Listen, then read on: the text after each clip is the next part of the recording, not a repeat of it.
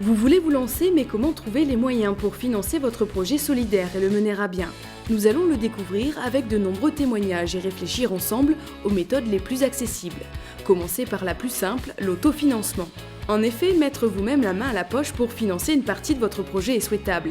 Économie, petit boulot, dons de vos proches ou fonds propres de votre association, nous allons voir comment s'y prendre. Allez hop, c'est parti! Bonjour, je m'appelle Morgane et je représente l'ICP, qui est une école de journalisme. Nous avons un projet pour partir en Afrique et au Cambodge, réaliser des vidéos pour des associations et nous avons besoin de 16 000 €. Je suis Yann Pascal, secrétaire général de l'association X Microfinance, association de l'école polytechnique qui compte une quarantaine de membres et donc qui utilise le microcrédit comme aide au développement au Guatemala et au Maroc. Donc nous avons un encours de 70 000 € cette année au Guatemala. On a mis des fonds propres parce que c'est un gros projet, il nous faut 16 000 € et on ne va pas trouver 16 000 € de financement extérieur. Donc on a mis chacun 250 € en fonds propres personnels pour financer les billets d'avion parce qu'on estime que si on fait appel aux dons extérieurs, on ne va pas utiliser cet argent-là pour les billets d'avion, mais plus pour le voyage en lui-même et pour essayer vraiment d'apporter du matériel à l'association là-bas. On a mis effectivement des économies personnelles dans notre projet, ça a commencé comme ça au tout début. Pour un séjour, s'il s'agit d'un séjour, ça peut être donc le prix du billet d'avion de France au Kenya, car nos projets sont au Kenya, donc ça peut aller dans les 800 €.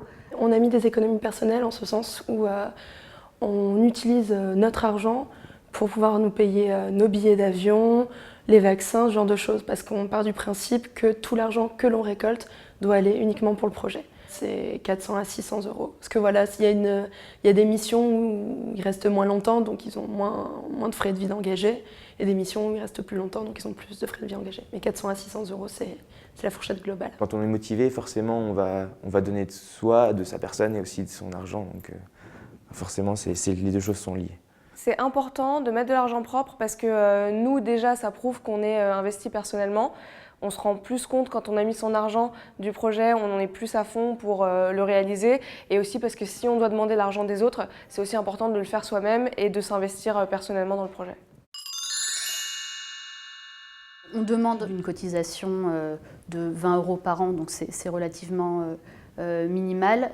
Après, ça dépend vraiment des gens et des projets qu'on met en œuvre. Le fait qu'on oblige les gens à payer la chose, on se dit que derrière, ils vont continuer à s'investir au sein de l'association, vraiment donner de leur temps, donner de leur personne pour faire avancer tous les projets de l'association. Il y a beaucoup d'appels à l'argent des proches, c'est l'argent qu'on va demander en premier en expliquant que c'est un projet qui nous tient à cœur.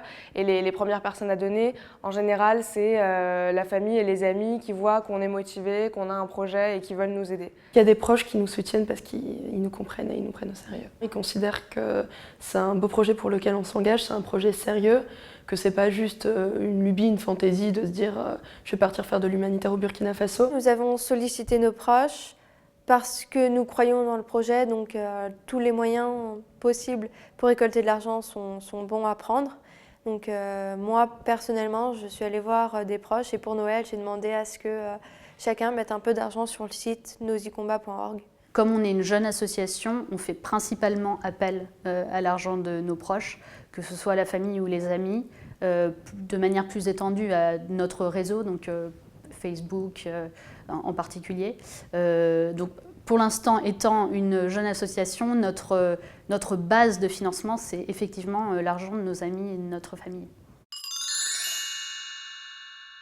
On démarche les magasins, on propose aux clients d'ensacher leurs affaires et pendant ça, on leur parle de l'association. Donc pendant ça, ils nous écoutent et à la fin, généralement, ils ont la possibilité de faire un don du montant qu'ils veulent. Des bibliothèques nous ont proposé de faire des inventaires en contrepartie de petites sommes d'argent. Pour Nature et Découverte, on a fait les papiers cadeaux au hall et on représentait notre association. Ils nous fournissaient les papiers et les personnes venaient faire leurs papiers cadeaux, on expliquait notre projet et ils pouvaient faire un don pour notre association. Les papiers cadeaux, c'est vraiment un événement qui est rentable, c'est un des événements qui nous rapporte le plus d'argent. On a récolté un peu moins de 3 000 €.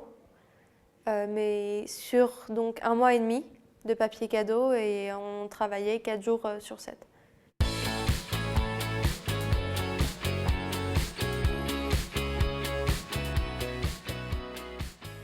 Vous l'aurez compris, l'autofinancement, c'est l'argent qui provient de vos économies, celui donné par vos proches, mais aussi celui que vous récupérez grâce aux cotisations de votre association. Mais comment faire concrètement? Vous pouvez faire des petits boulots, individuellement ou collectivement, c'est plus motivant et plus sympa. Pensez à anticiper, vous n'arriverez pas à rassembler toute la somme nécessaire une semaine avant votre projet. Et pour vos proches, si vous avez un projet de jardin pédagogique par exemple, pensez, au lieu de leur quémander 20 €, à leur proposer différents niveaux de dons.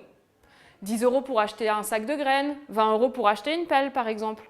Pensez aussi à leur proposer de s'impliquer différemment que financièrement dans votre projet. Ils peuvent vous donner du temps ou vous faire profiter de leur réseau par exemple. L'autofinancement sera sans doute la variable d'ajustement de votre projet. Pensez donc individuellement et collectivement à vous mettre d'accord sur la somme maximale que vous êtes prêt à investir dans cette action. L'autofinancement est une étape incontournable pour votre projet. Elle prouve votre motivation et affirme à tous, et notamment à vos financeurs, votre implication dans le projet. Et maintenant, c'est à vous de jouer et de relever nos défis. À bientôt pour une prochaine vidéo sur l'organisation d'événements.